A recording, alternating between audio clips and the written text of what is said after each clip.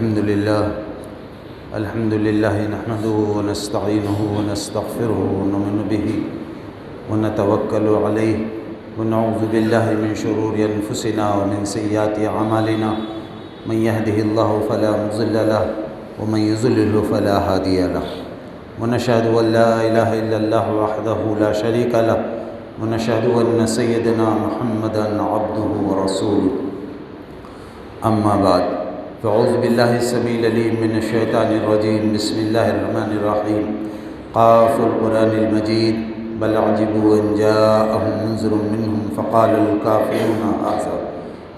الكافرون هذا شيء عجيب أإذا متنا وكنا ترابا ذلك رجع بعيد قد علمنا ما تنقص الأرض منهم وعندنا كتاب حفيظ بل كذبوا بالحق لما جاءهم فهم في أمر مريج أفلم ينظروا إلى السماء فوقهم كيف بنيناها وزيناها وما لها من فروج والأرض مددناها وألقينا فيها رواسي وأنبتنا فيها من كل زوج بهيج تبصرة وذكرى لكل عبد منيب ونزلنا من السماء ماء مباركا فأنبتنا به جنات محب الحصيد والنخل باسقات لها طلع نضيد رزقا للعباد وحينا به بلدة ميتا كذلك الخروج وقال عز وجل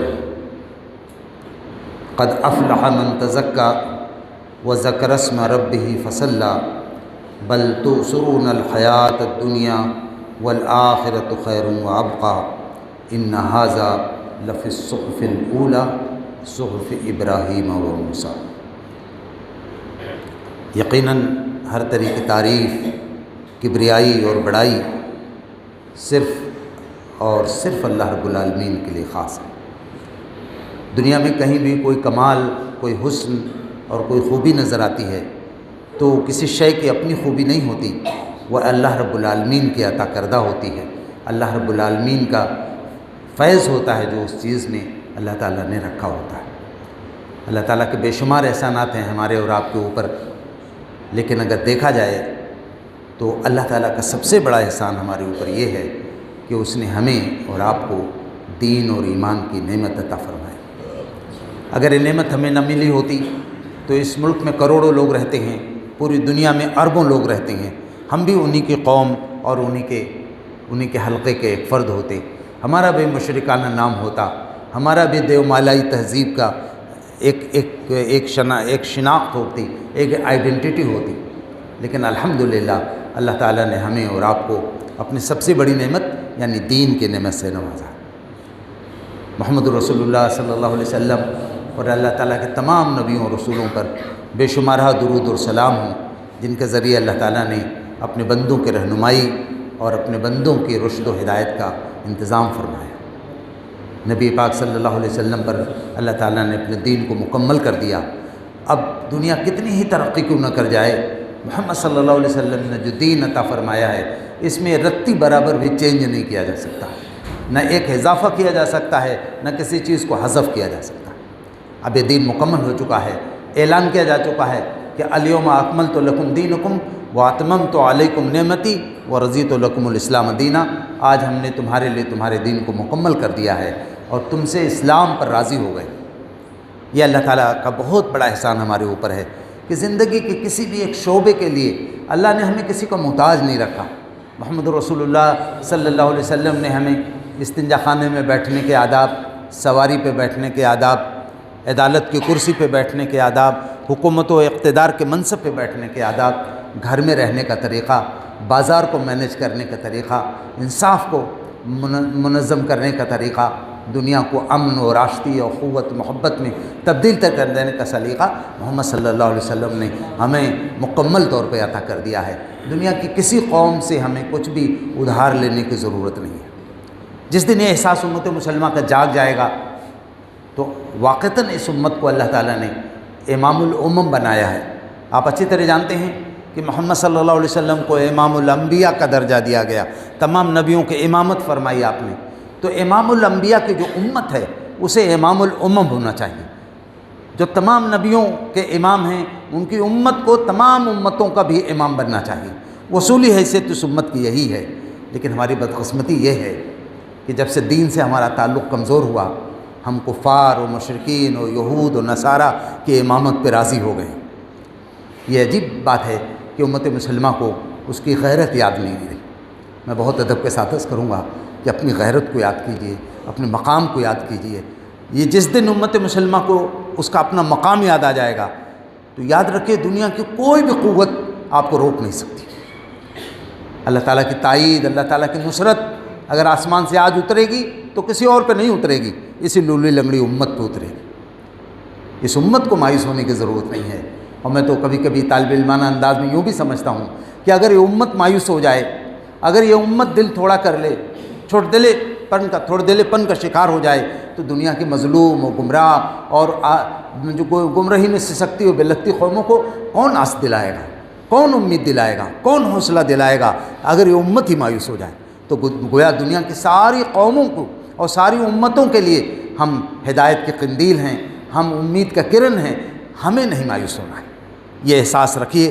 اور مجھے لگتا ہے کہ امت مسلمہ کے اندر نئی نسل میں یہ احساس جس حد تک بھی دھیرے دھیرے سرایت کر رہا ہے، امت مسلمہ کے جو دشمن ہیں وہ بالکل جو تلملا رہے ہیں کہ کہیں ایسا نہ ہو کہ امت دوبارہ سے جاگ جائے اور پھر ہمارا استحصال کا، ہمارا ظلم کا، ہمارا فحاشی کا اور فساد کا نظام ختم ہو جائے اور امت انصاف کے عالم کو پوری دنیا میں قائم کر دے۔ میں بہت ادب کے ساتھ عرض کروں گا کہ امت مسلمہ کو اس بات کا احساس ہونا چاہیے کہ اس کے پاس کتنی بڑی نعمت ہے۔ قرآن مجید میں سورہ توبہ کی ایک آیت ہے، اللہ تعالیٰ نے فرمایا ان اللہ اشتری من المؤمنین انفسهم واموالهم بان لهم الجنہ، اللہ تعالیٰ نے مومنوں سے ان کی جان اور ان کے مال خرید لیا ہے جنت کے بدلے۔ اگر ہم مسلمان ہیں، ہم ایمان والے ہیں تو ہماری جان اب ہماری نہیں رہی، ہمارا مال ہمارا نہیں رہا، ہم نے اس کا سودا کر لیا ہے اللہ تعالیٰ سے، اپنی جان کو دینے کا اعلان کر دیا ہے، اپنے مال کو دینے کا اعلان کر دیا ہے۔ اس کے بدلے میں ہم نے اللہ تعالیٰ سے جو چیز مانگی ہے اور اللہ تعالیٰ نے جس کا وعدہ فرما لیا ہے وہ جنت ہے۔ حضرت بلال رضی اللہ عنہ کے بارے میں آتا ہے، اس آیت کو آپ پڑھیں کہ اللہ تعالیٰ نے مومنوں کے سے ان کی جان اور ان کے مال کو جنت کے بدلے میں خرید لیا ہے۔ اور بلال کی زندگی کے ایک واقعہ پڑھیں کہ بلال کے بارے میں آتا ہے کہ ایک دن ان کے اوباش لڑکوں نے مکے کے ان کے گلے میں پھندا ڈال کر اور ان کو گھسیٹتے رہے پورے مکے کے اندر، پیٹھ ایک دم لتھڑ گئی، ایک دم لہولان ہو گئی پیٹھ، لے جا کر کے کنکریاں بچھائیں میدان میں، چلچلاتی دھوپ میں ان کو زخموں کے بل یعنی پیٹھ کے بل انہی کنکریوں پہ لٹا دیا اور بہت وزنی پتھر لا کے رگڑ دیا سینے پر، جس کے اثر سے ان کی زبان ہلکی سی ترچھی ہو کر کے باہر نکل۔ لوگ قہقہے لگاتے ہوئے چلے گئے کہ محمد کا دیوانہ آج ختم ہو جائے گا صلی اللہ علیہ وسلم۔ ایک کافر آدمی ادھر سے گزرا، اس نے دیکھا کہ بلال کی حالت غیر ہے، لکڑی سے ڈھکیل کر کے وہ پتھر گرا دیا، پھر جا کے پانی لے کے آیا، حلق میں ڈالنے لگا، ڈالتا رہا، تھوڑی دیر میں زبان ہلنے لگی، اس کو امید بن گئی کہ شاید بلال بچ جائیں۔ تھوڑی دیر میں آواز آنے لگی تو اس نے غور سے سننے کی کوشش کی تو بلال وہی بات کہہ رہے تھے جو بات کہنے کی وجہ سے ان کو اس حالت میں پہنچا دیا گیا تھا۔ بلال کہہ رہے تھے اللہ احد، اللہ احد، اللہ احد، اللہ تو بس ایک ہے، اللہ تو بس ایک ہے، اللہ تو بس ایک ہے۔ وہ آدمی نے بلال کو افاقہ ہوا، کندھے کا سہارا دے کر کے لے گیا ایک طرف اور ان کو بڑے جو نیازمندانہ انداز میں، بڑے خیرخانہ انداز میں کہا کہ بلال کیوں نہیں تم محمد کا ساتھ چھوڑ دیتے صلی اللہ علیہ وسلم؟ کیا ملا تم کو ان کا ساتھ لے کر؟ جس دن سے تم نے ان کا ساتھ پکڑا ہے روزانہ تمہارے اوپر ظلم و ستم کے نئے نئے تجربے کیے جاتے ہیں، کیوں نہیں ساتھ چھوڑ دیتے؟ بلال نے اس کے سامنے ایسے کندھے پہ ہاتھ رکھ دیا، دونوں کندھے پہ آنکھوں میں آنکھیں ڈال کے بولے، کہنے لگے میرے بھائی تم بازار میں مٹی کا 2 پیسے کا برتن خریدتے ہو تو ایسے اس کو ٹھوک بجا کے دیکھتے ہو کہ کہیں اس میں کوئی کھوٹ تو نہیں ہے، تو میرے رب نے مجھ کو جنت کے بدلے میں خرید لیا ہے۔ اب میرا رب مجھے ٹھوک بجا کے دیکھ رہا ہے کہ کہیں میرے بلال میں کوئی کھوٹ تو نہیں ہے۔ میرے بھائیوں، میرے دوستوں، عزیز نوجوانوں، یہ دنیا میں جو اس وقت آندھیاں چل رہی ہیں آزمائش کی، اس سے گھبرانے کی ضرورت نہیں ہے۔ یہ آزمائشیں، یہ پریشانیاں دراصل ہمیں چیک کر رہی ہیں کہ واقعی کہیں ہمارے اندر کوئی کھوٹ تو نہیں ہے، ہمارے ایمان میں، ہمارے یقین میں، اللہ پر ہمارے اعتماد میں، رسول کی سنت میں ہمارے اعتماد میں، آخرت پہ ہمارے یقین میں کوئی کھوٹ تو نہیں ہے۔ اگر کھوٹ نہیں ہوگا تو یاد رکھیے ساری دنیا کے شیطانی قوتیں اپنا سر پٹک کے ختم ہو جائیں گی، اس امت کو غلام نہیں بنا سکتی۔ یہ امت آزاد ہی رہے گی، یہ امت ان آزمائشوں کے جنگاہ میں انشاءاللہ بہت کامیاب اور فائز المرام ہو کر کے نکلے گی۔ اس بات کا یقین رکھنا چاہیے ہمیں۔ میں جو بات عرض کرنی چاہتا ہوں کہ اللہ تعالیٰ نے قرآن مجید میں مسلمانوں کو کچھ ایسے نسخے بتائے ہیں، میں صرف اشارہ کر رہا ہوں جو اہل ذوق ہیں ان کے لیے۔ آپ پڑھیے سورہ مومنون کے شروع کی 11 آیتیں پڑھیے، آپ سورہ صف کا دوسرا رکوع پڑھ لیجئے، آپ سورہ حدید کا وہ آیت کہ لقد ارسلنا رسلنا بالبینات وانزلنا معهم الکتاب والمیزان، اس کو پڑھ لیجئے۔ یہ نسخے ہیں، یہ ڈیوائن پرسکرپشن ہے، یہ خدائی نسخے ہیں، ان پہ عمل کر لیجئے، اس نسخے کو اختیار کر لیجئے، آپ کی ہر بیماری ختم، آپ کی ہر پرابلم سالو ہو جائے گی۔ اسی میں سے ایک وہ نسخہ ہے جو میں نے ابھی آپ کے سامنے پڑھا ہے۔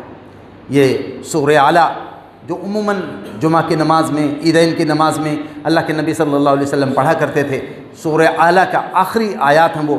اللہ نے فرمایا قد افلح من تزکا وذکر اسم ربہ فصلی بل تؤثرون الحیاۃ الدنیا والآخرۃ خیر وابقی ان ھذا لفی الصحف الاولی صحف ابراہیم و موسیٰ۔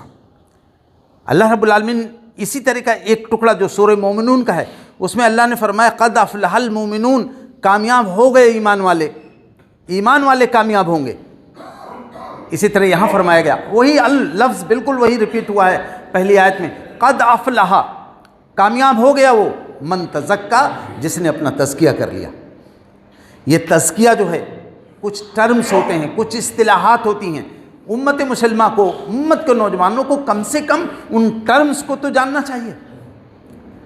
آپ برا نہ مانیں، ہمارا حال یہ ہے کہ ہم نماز جانتے ہیں، ہم صلاۃ نہیں سمجھ پاتے ہیں، ہم روزہ جانتے ہیں، ہم صوم نہیں سمجھ پاتے ہیں، جبکہ یہ نماز اور یہ روزہ کے الفاظ ان مفاہیم کو کور نہیں کر سکتے جو قرآن کے الفاظ ہیں، جو حدیث کے الفاظ ہیں، جو اسلامک ٹرمنالوجی ہے اس کا احاطہ نہیں کر سکتے۔ یہ موقع نہیں ہے بہت تفصیل میں جانے کا، لیکن اللہ رب العالمین نے ہمیں گویا اس بات کی گویا تاکید ہے کتاب و سنت کے اندر ہم اپنی اصطلاحات کو سمجھیں۔ اسی طرح کی بہت اہم اصطلاح تزکیہ ہے۔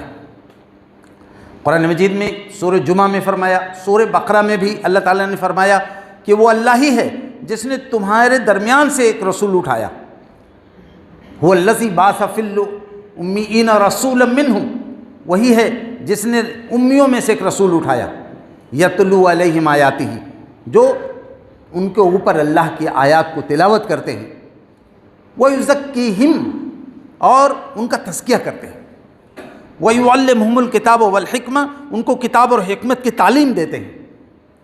یہ اللہ تعالیٰ نے نبی صلی اللہ علیہ وسلم کے بعثت کے مقاصد میں بتایا کہ محمد صلی اللہ علیہ وسلم دنیا میں کیوں آئے۔ فرمایا کہ وہ اللہ کی کتاب کو، اللہ کی آیات کو لوگوں تک پہنچانے آئے، لوگوں پہ تلاوت کرنے آئے،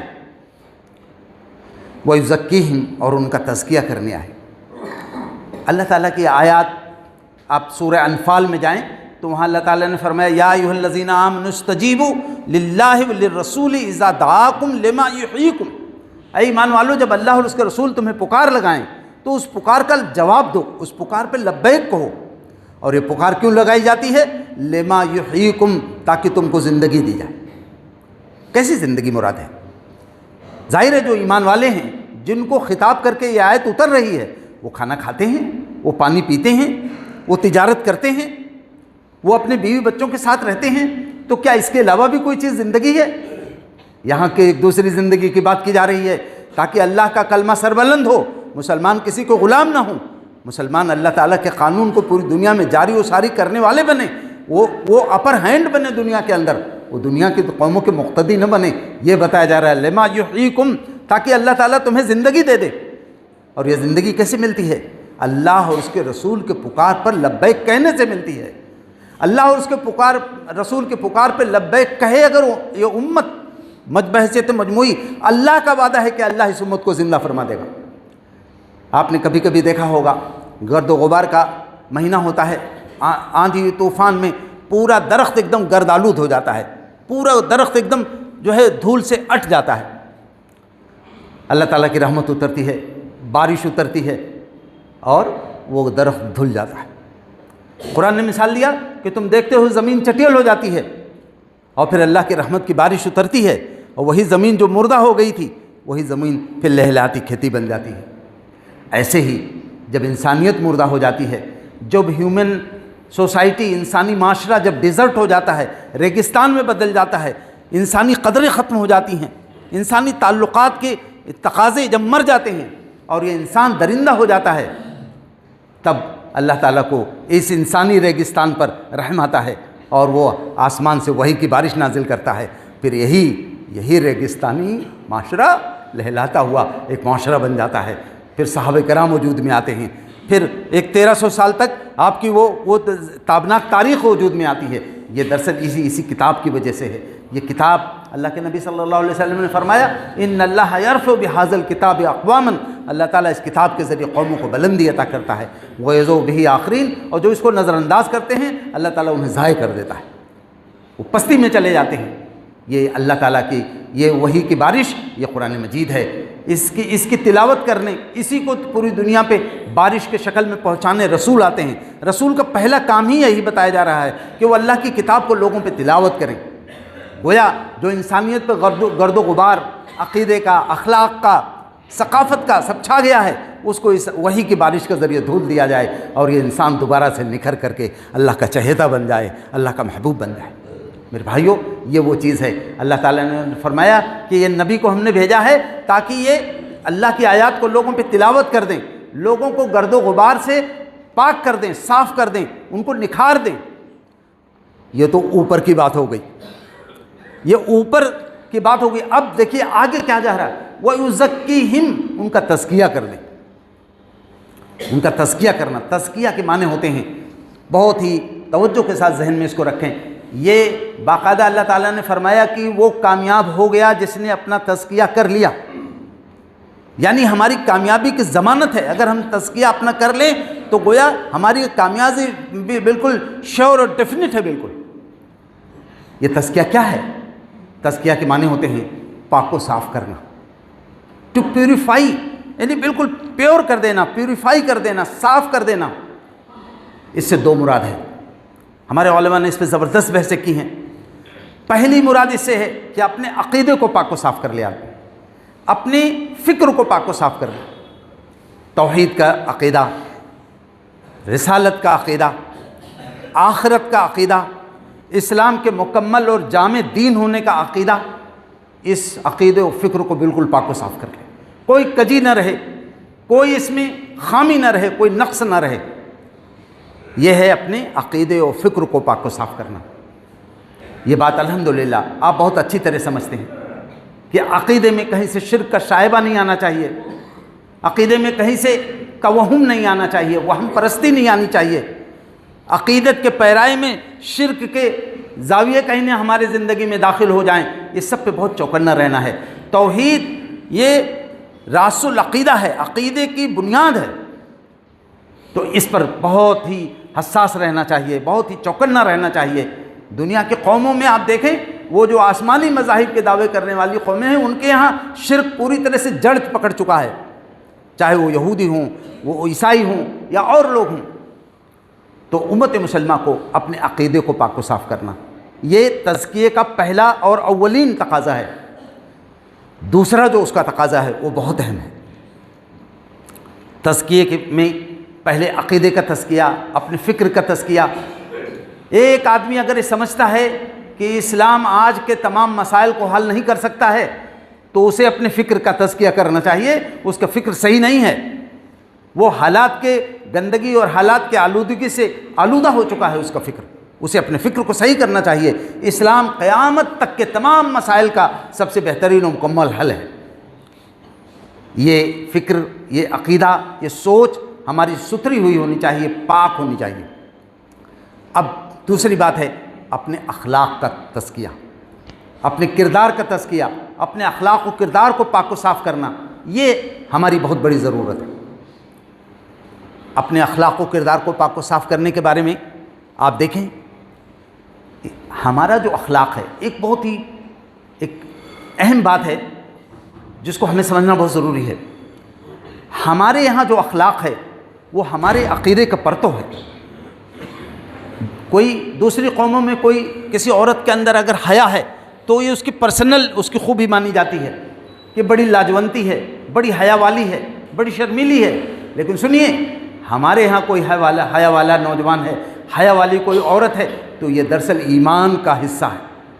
بخاری شریف کی روایت ہے کہ ایمان کی 70 شاخیں ہیں، افضلها لا الہ الا اللہ، سب سے افضل شاخ لا الہ الا اللہ ہے.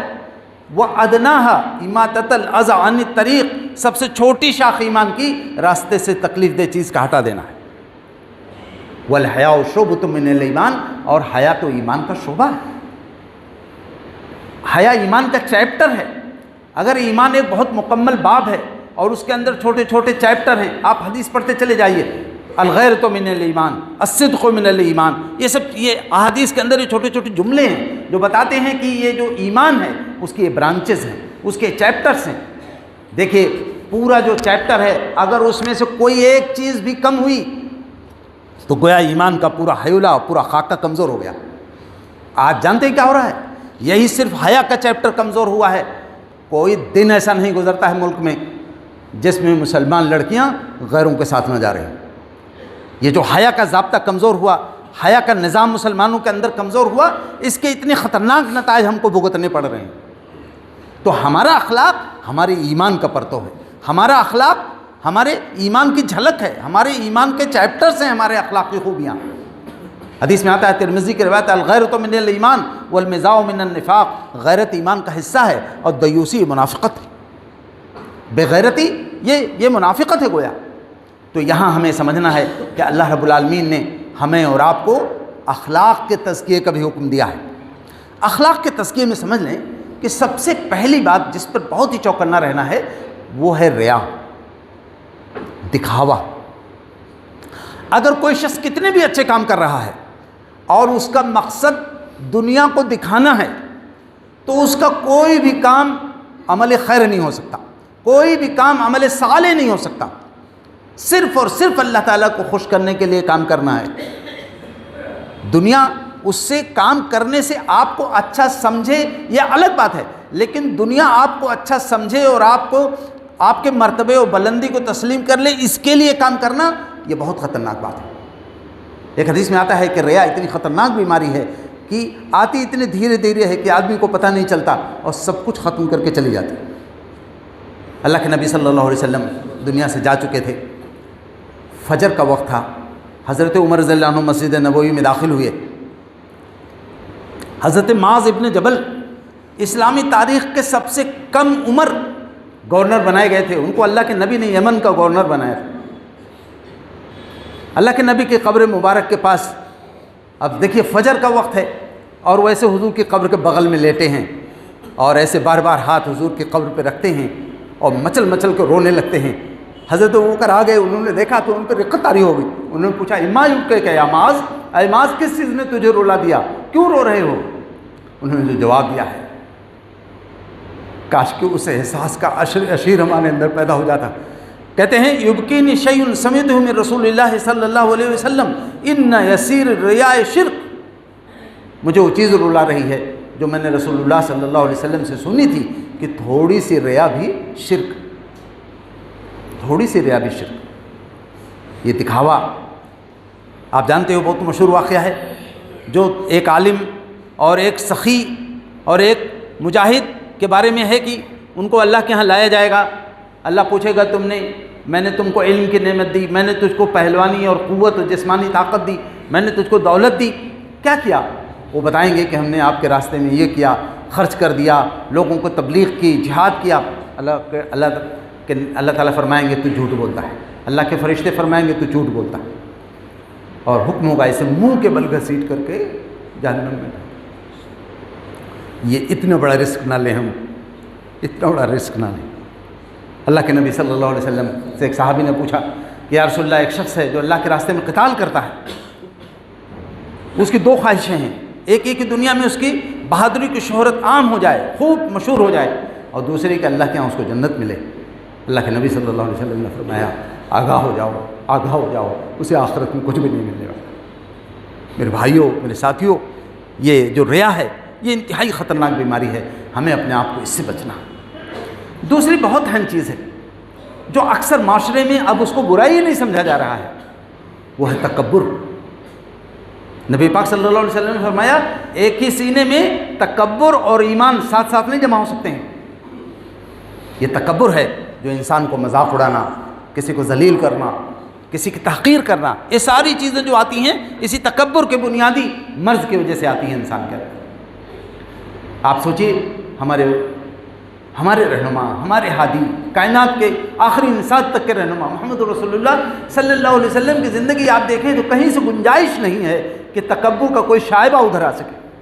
اور تربیت آپ نے ایسی فرمائی تربیت، قرآن نے کہا لا یسخر قوم من قوم عسى ان يكونوا خيرا منهم ولا نساء من نساء عسى ان يكن خيرا منهن۔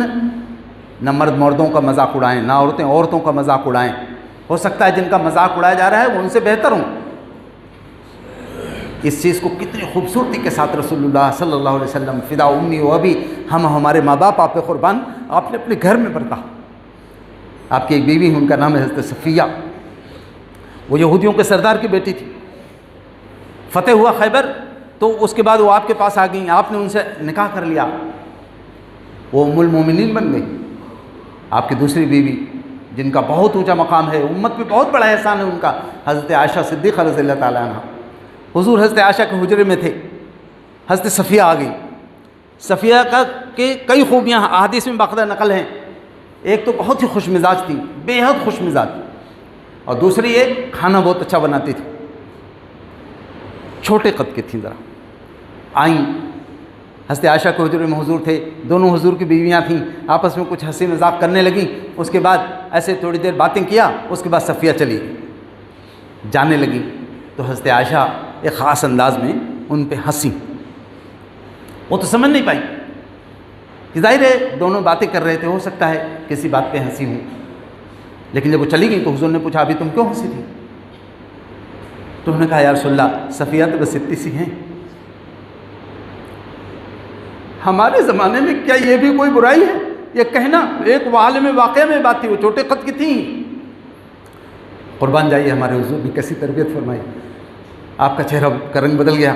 آپ نے فرمایا عائشہ تم نے ایسی بات کہہ دی ہے کہ خدا کی قسم اگر تمہاری بات سمندر میں ڈال دی جائے تو اس کا سارا پانی کڑوا ہو جائے گا۔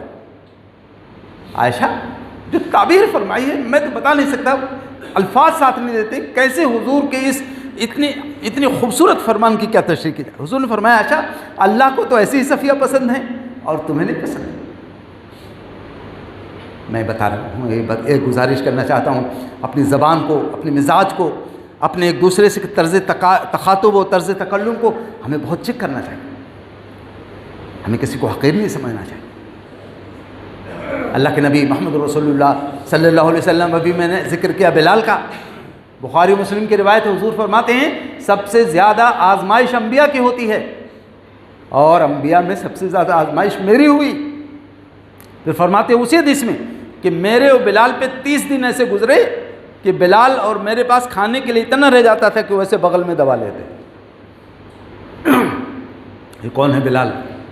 ایک کالا کلوٹ غلام، حبشہ کا رہنے والا، محمد رسول اللہ صلی اللہ علیہ وسلم کا ایک دیوانہ، جس نے پوری زندگی حضور پاک صلی اللہ علیہ وسلم سے محبت کی تعبیر میں ختم کر دی۔ ان کی سیرت میں آتا ہے کہ ایک دن فجر کے نماز میں حضور سے ملاقات ہوئی، دوپہر کو کچھ پہلے آئے، حضور صحن میں مسجد میں بیٹھے تھے، بس دروازے پہ آ کے کھڑے ہوئے، السلام علیکم یا رسول اللہ، سلام کیا، تھوڑی دیر حضور کو دیکھتے رہے، پھر واپس جانے لگے۔ حضور سمجھے کہ کچھ کسی ضرورت سے آئے ہیں، نہیں کہہ پائے، آپ نے فرمایا ادھر آؤ، کیا بات ہے، کس لیے آئے تھے؟ کیا رسول اللہ کوئی اور بات نہیں تھی، میں ایک یہودی کے یہاں پانی چلا رہا ہوں، اللہ کے رسول فجر کے بعد سے آپ کو دیکھا نہیں تھا تو طبیعت بے چین ہو رہی تھی۔ یہ ہے بلال۔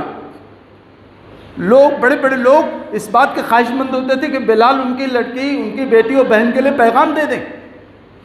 میں صرف بات عرض کرنی چاہتا ہوں، اسلام میں کوئی گنجائش نہیں ہے کسی کو حقیر سمجھنے کی، کسی کا مذاق اڑانے کی، تکبر کرنے کی، اس کی کوئی گنجائش نہیں۔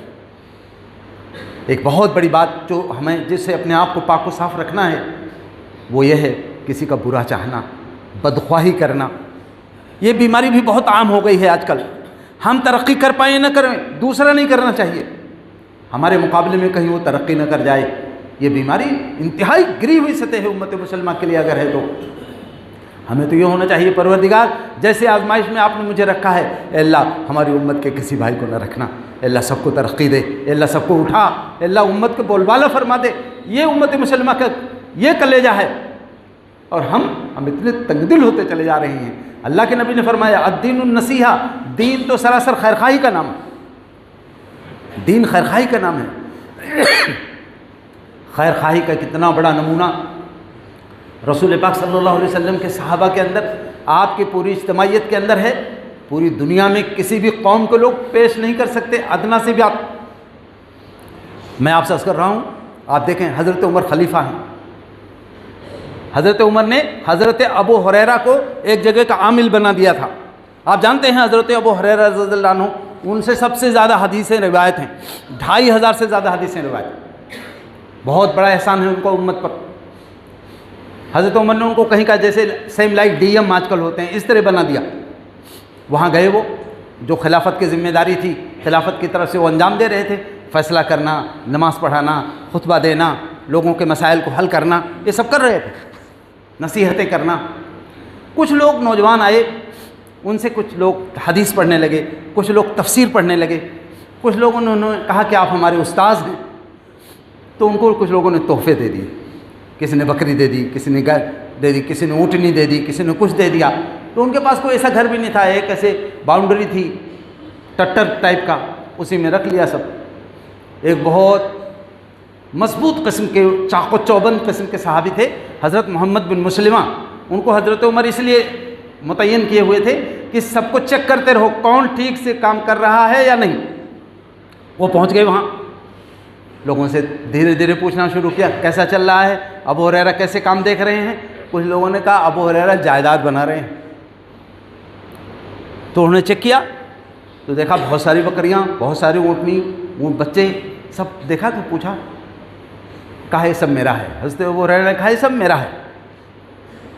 تو انہوں نے سوچا ان کا کیسے ہے، یہ کوئی مدینے سے تھوڑی لے کے آئے ہیں، یہیں سے سب ملا ہے۔ لکھ کے بھیج دیا کہ امیر المومنین ابو ہریرہ واقعی یہاں جائیداد بنا رہے ہیں۔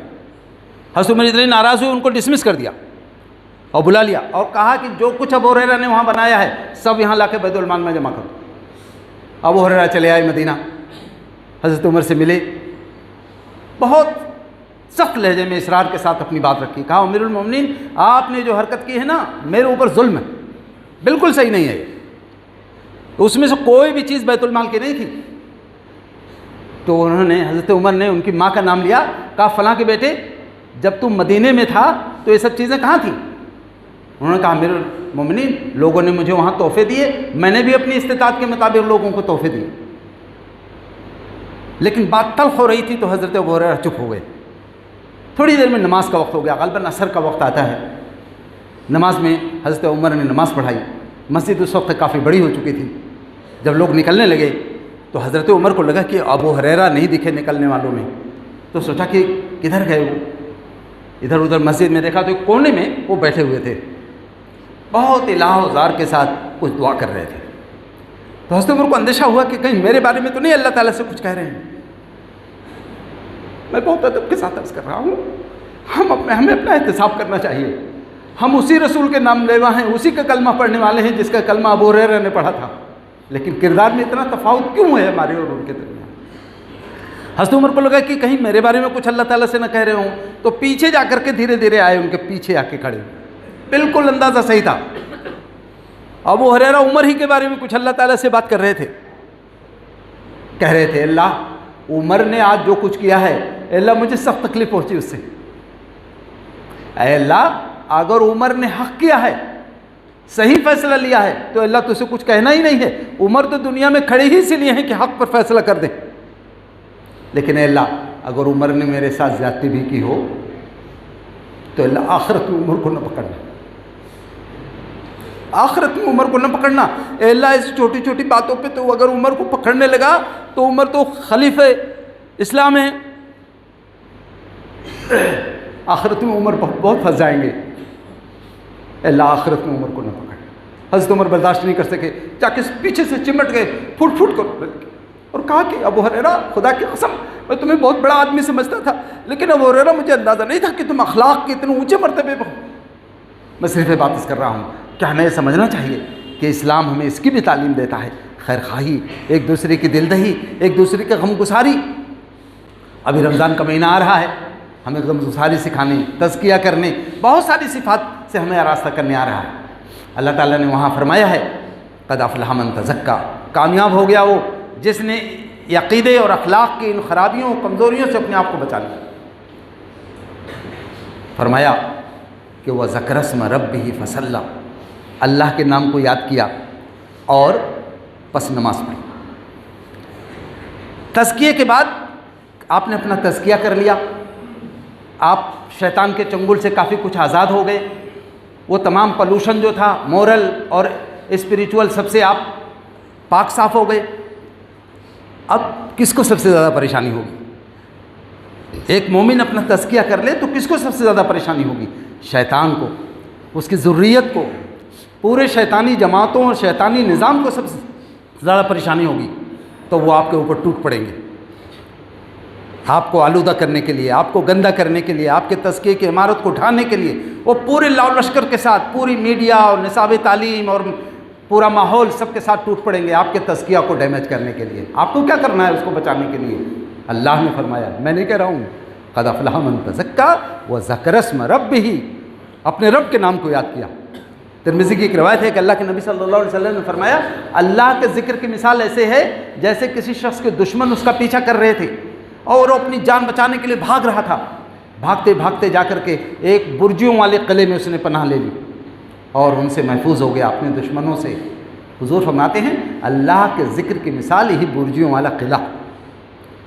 آپ نے اپنا تزکیہ کر لیا، آپ شیطان کی پوری ذریت پوری دنیا کے اوپر آپ کے اوپر لاؤ لشکر کے ساتھ ٹوٹ پڑی آپ کے تزکیے کو ختم کرنے کے لیے، بھاگم بھاگ جا کر کے آپ نے اللہ کے ذکر کے قلعے میں اپنے آپ کو چھپا لیا، اپنے آپ کو محفوظ کر لیا۔ وذکر اسم ربہ فصلی، پس نماز پڑھی۔ نماز اللہ کے ذکر کے لیے قائم ہوئی ہے، سمجھ لیجیے نماز کا سب سے اعلیٰ مفہوم یہی ہے کہ ہم نماز میں اللہ رب العالمین کا ذکر کرتے ہیں۔ موسیٰ علیہ السلام کو اللہ نے فرمایا اقم الصلاۃ لذکری، اللہ کے ذکر کے لیے نماز قائم۔ فصلی، ہم اپنا تزکیہ کر لیا، ہم نے عقیدے کو درست کر لیا، اخلاق کو درست کر لیا، شیطان حملہ آور ہوا تو اللہ کے ذکر کے قلعے میں جا کر کے محفوظ ہو گئے۔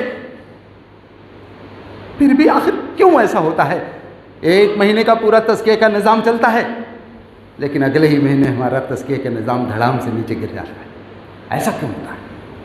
میں آپ سے کر رہا ہوں اللہ کو گواہ بنا کے، اگر ان آیتوں میں اللہ نے یہ بات نہ کہی ہوتی قیامت تک کوئی بڑے سے بڑا مفکر نہیں سمجھ سکتا تھا اس سبب کو۔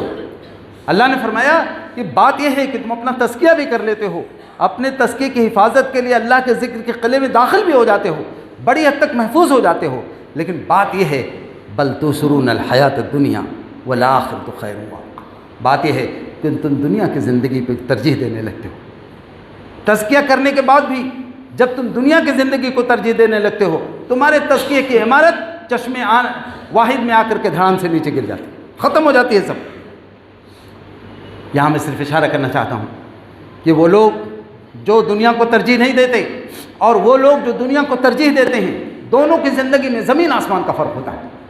ایک دنیا کو ترجیح دینے والے حکمراں یہاں اور وہاں ہر جگہ آپ کو دکھ سکتے ہیں، اور ایک دنیا کو نہ ترجیح دینے والے، آخرت کو ترجیح دینے والے جو بہتر ہے اور باقی رہنے والی ہے اس کو ترجیح دینے والے حکمراں بھی ہمارے رہے۔ آپ تاریخ میں دیکھیں، یہ حضرت عمر ہیں، بیت المقدس فتح ہوا، وہاں سے حضرت ابو عبیدہ بن جراح نے کہا کہ امیر المومنین نے لوگ کہہ رہے ہیں کہ ہماری خواہش ہے کہ چابی تمہارے خلیفہ کو دے۔ تو حضرت ابو عبیدہ نے سمجھا کہ ہم نے فتح کر ہی لیا ہے، ہمارے کنٹرول میں ہے، تو ٹھیک ہے خلیفہ آ جائیں گے۔ بھیجا، ظاہر ہے 10-15 دن کا سفر جانے آنے کا کل ملا کے رہا ہوگا۔ حضرت عمر مدینے سے جب چلے تو ان کا اپنا انداز تھا، سواری ایک لی اور اپنے غلام کو بھی لے لیا۔ اب کبھی وہ چڑھتے کبھی وہ سوار ہوتے، کبھی غلام پھر کبھی اپنا۔ عین جب پہنچنے بیت المقدس کے قریب پہنچ گئے بالکل، اور وہاں لوگ انتظار کر رہے تھے، لوگ سمجھ نہیں پائے، لوگ تو یہی سمجھے ہوں گے کہ خلیفہ کو غلام نیچے چل رہا ہوگا، خلیفہ اپنا سواری پہ ہوں گے، سمجھ نہیں پائے۔ وہیں سے دور سے سواری پہ جو بیٹھا تھا اس کو سلامی دے لیں گے۔ حضرت عمر رضی اللہ عنہ، حضرت ابو عبیدہ رضی اللہ عنہ چیخ کر رو پڑے. انہوں نے کہا لوگوں خلیفہ وہ نہیں ہے جو سواری پہ بیٹھے, خلیفہ وہ ہے جو سواری کے لگام پکڑ کر کے نیچے چلتا ہے. میں آپ سے کر رہا ہوں کیا واقعی دنیا کو آج ایسی ایک بھی مثال ہم پیش کر پا رہے ہیں امت کے لوگ؟ تھوڑا آگے گئے, ایک چھوٹا سا نالا تھا, پانی میں گھسنا تھا اس میں. حضرت عمر چمڑے کا موزہ پہنے تھے, ایسے دونوں نکالا, ایسے اپنے کندھے پہ رکھ لیا. جس کی حکومت آرمینیا تک چل رہی تھی, آذربائیجان تک چل رہی تھی, یورپ, ایشیا, افریقہ, تینوں بر اعظموں میں جس کی حکومت چل رہی تھی, اس نے اپنا موزہ نکالا, ایسے اپنے کندھے پہ رکھ لیا. نہ غلام سے بھی نہیں کہا کہ اس کو پکڑو. حضرت ابو عبیدہ آگے جانتے تھے کہ ابھی وہ اپنے انداز میں آئیں گے, کپڑا لے کے آئے تھے. کہا امیر المومنین یہ جو کپڑا پہن کے آئے ہیں, امیر المومنین ان کے غلام بھی نہیں پہنتے ہیں ایسے. میں جانتا تھا آپ ایسے چلے آئیں گے, ایک کپڑا میں لے کے آیا ہوں, دیکھیے سامنے سے پیون دکھ رہا. حضرت عمر غصے میں آ گئے. انہوں نے کہا ابو عبیدہ تمہارے علاوہ کسی نے بات کہی ہوتی تو آج میں اس کو سزا دیے بغیر نہیں رہتا. ابو عبیدہ ہم گمراہ تھے, ہم اپنے ہاتھوں بت بناتے تھے اور پوچھتے تھے. ابو عبیدہ بدکاریاں کرتے تھے. ابو عبیدہ ہم اپنی اولاد کو زندہ دفن کر دیتے تھے. ابو عبیدہ ہم مردار کھاتے تھے. ابو عبیدہ ہم ننگے ہو کے خانہ کعبہ کے طواف کرتے تھے. ارے ابو عبیدہ ہم اپنی سوتیلی ماؤں سے شادی کر لیتے. اللہ تعالیٰ کو ہمارے حال پہ رحم آیا. ابو عبیدہ اللہ نے اسلام کے ذریعے ہمیں عزت دی ہے. ارے خدا کی قسم ابو عبیدہ, اگر سن لیجیے, بہت غور سے سنیے اس بات کو. کہا خدا کی قسم ابو عبیدہ اگر ہم نے اسلام کے علاوہ کسی اور چیز کے ذریعے عزت چاہی تو مجھے اندیشہ ہے اللہ ہمیں اسی ذلت میں دوبارہ سے واپس بھیج دے. کیا یہ حقیقت نہیں ہے؟ حضرت عمر وہاں 4-5 دن رک گئے تو وہاں صحابہ نے کسی نے ناشتے پہ بلایا, کسی نے کھانے پہ بلایا. سب ان کے دوست احباب ہی تھے سب. اور ابو عبیدہ تو اور دوست تھے, دونوں عشرہ مبشرہ میں سے ہیں. 4-5 دن ہو گیا, سب نے بلایا, کوئی قہوے پہ بلا رہا ہے, کوئی ناشتے پہ اور کوئی کھانے پہ. ابو عبیدہ نے بلا رہے ہیں تو حضرت عمر نے فیل کیا کچھ. تنہائی میں ملاقات ہوئی, کہا ابو ہریرہ سب لوگ مجھے ناشتے اور قہوہ اور کھانے پہ بلا رہے ہیں, ارے بھائی تم تو میرے دوست بھی ہو اور اس فوج کے کمانڈر بھی ہو, تم مجھے کیوں نہیں بلا رہے؟ ابو عبیدہ مسکرائے, کہا ٹھیک ہے امیر المومنین ایسا کیجیے رات کا کھانا آپ میرے ساتھ کھا لیجیے. جو میں آگے کہنے جا رہا ہوں, میں اپنے عزیز نوجوانوں سے کہنا چاہتا ہوں, خدا کی قسم اپنے اس تعارف کو اپنے ذہنوں میں بٹھا لو. گئے حضرت عمر, سب کے بڑے بڑے خیمے دیکھ چکے تھے, سب کے خیموں میں جو کچھ تھا وہ سب دیکھ چکے تھے. وہ ابو عبیدہ کے خیمے میں رات کا وقت پہنچے تو دیکھا وہاں کچھ تھا ہی نہیں. خیمے کا پلٹا گیا تو کچھ بھی نہیں تھا وہاں. حضرت عمر نے کہا ابو عبیدہ تمہارا اساس البیت کہاں ہے؟ تمہارے کھانے پینے اور دوسری ضروریات کی چیزیں کہاں ہیں؟ ابو عبیدہ مسکرائے, کہا امیر المومنین میرا اساس البیت ہی ہے. اس کے بعد ایک طرف اشارہ کیا. میں یہ بات کہنا چاہتا ہوں, ذرا اس کو ذہن میں رکھیے. ایک طرف ایسے اس خیمے کی دیوار تھی, کہا امیر المومنین یہ دیکھیں میری تلواریں لٹک رہی ہیں, الحمدللہ ان تلواروں کو آج تک کوئی شکست نہیں دے سکا. پھر تلواروں کے بغل میں تیر اور کمان تھی, کہا امیر المومنین یہ میرے تیر اور کمان ہیں, الحمدللہ اس میں سے کسی کا نشانہ خطا نہیں جاتا ہے. میں آپ سے پوچھنا چاہتا ہوں کیا یہ اساس البیت ہے؟ کیا یہ گھریلو ساز و سامان ہے؟ لیکن ابو عبیدہ اس کو گھریلو ساز و سامان بتا رہے ہیں. پھر کہا امیر المومنین کھجوروں کے پتوں کا گدا ہے, میں اسی پہ آرام کرتا ہوں. ایک بوری تھی, کہا امیر المومنین یہ بوری ہے, اس میں جو رکھی ہوئی ہے, بھوک لگتی ہے تو بھون کے کھا لیتا ہوں. ایک چھوٹا سا تھیلا تھا وہاں, کہا امیر المومنین اس میں کچھ کھجوریں رہتی ہیں, اگر جو سے تشفی نہیں ہو پاتی ہے تو چند کھجوریں بھی کھا لیتا ہوں. حیرت کی بات ہے, پورے خیمے میں اب صرف ایک چیز بچی تھی. کہا امیر المومنین یہ جو لکڑی کا پیالہ ہے نا, اسی میں میں اپنے گھوڑے کو کھانا کھلاتا ہوں, اور امیر المومنین مجھے پیاس لگتی ہے نا تو اسی میں پانی بھی پی لیتا ہوں. اتنا سننا تھا کہ حضرت عمر پھوٹ پھوٹ کر. کہا ابو عبیدہ خدا کی قسم ہم میں سے ہر ایک کو دنیا نے پچھاڑا ہے, لیکن ابو عبیدہ دنیا تجھے نہیں پچھاڑ پا رہا. میں صرف یہ بات کر رہا ہوں, یہ اللہ نے کہا کہ تمہارے تزکیے کی امارت کیوں ڈھہ جاتی ہے, تم دنیا کی زندگی کو ترجیح دینے لگتے ہو. میرے عزیز ساتھیوں, میں آخر میں یہ بات کہنی چاہتا ہوں, آج امت پہ مصیبت کے دن ہیں, آج کفر دندنا رہا ہے, آج ہمارے نوجوانوں کو سمجھنا چاہیے, آج محنت کرنی ہے, آج خوب اپنے آپ کو تھکانا ہے, آج خوب جاگنا ہے, خوب دین کی دعوت دینی ہے، خوب امت کو متحد و منظم اور طاقتور بنانا ہے۔ آپ کہیں گے کہ ہم تھک جائیں گے، میں آپ سے کہنا چاہتا ہوں آج تھکنے کا وقت ہے، تھک لو، خوب تھک لو۔ کل جب اللہ تعالیٰ کہیں گے میرے بندے کو لے جاؤ جنت میں، تو کہہ دیجیے کہ اللہ تعالیٰ جنت میں جا رہا ہوں لیکن 2-2.5 مہینے تک کچھ اور نہیں کروں گا، میں بہت جاگ کے آیا ہوں دنیا میں، بہت تھک کے آیا ہوں، میں صرف سوؤں گا۔ کہہ دیجیے میں بہت ادب کے ساتھ کر رہا ہوں، بالکل نچلا بیٹھنے کا وقت نہیں ہے۔ پوری امت اس وقت انتہائی مصیبتوں سے دوچار ہے، اعتقادی، فکری، اخلاقی، سیاسی، معاشی۔ ایسے میں اگر آپ جاگ رہے ہیں تو خدا کی قسم آپ کے لیے مایوس ہونے کا نہیں، آپ کے لیے نچلا بیٹھنے کا نہیں، پوری امت کو جگانے کی ذمہ داری ہے۔ جو جاگتے ہیں ذمہ داریاں انہی کی زیادہ ہوتی ہیں۔ میں اللہ تعالیٰ سے دعا کرتا ہوں کہ پروردگار مجھ ناقص و کمزور کو بھی، آپ بھائیوں دوستوں کو بھی، اور رسول پاک کی امت 2.25 ارب سے زیادہ ہے، اللہ تعالیٰ ہم سب لوگوں کو وہ سچا ایمان عطا فرما دے، وہ زندگی عطا فرما دے جو پوری دنیا میں اللہ کے کلمے کی سربلندی کے لیے ضروری ہے اور ہماری آخرت میں کامیابی کے لیے بھی ضروری ہے۔ بارک اللہ لنا ولکم فی القرآن العظیم ونفعنا وإیاکم بالآیات والذکر الحکیم انہ تعالی جواد کریم ملک رؤوف رحیم۔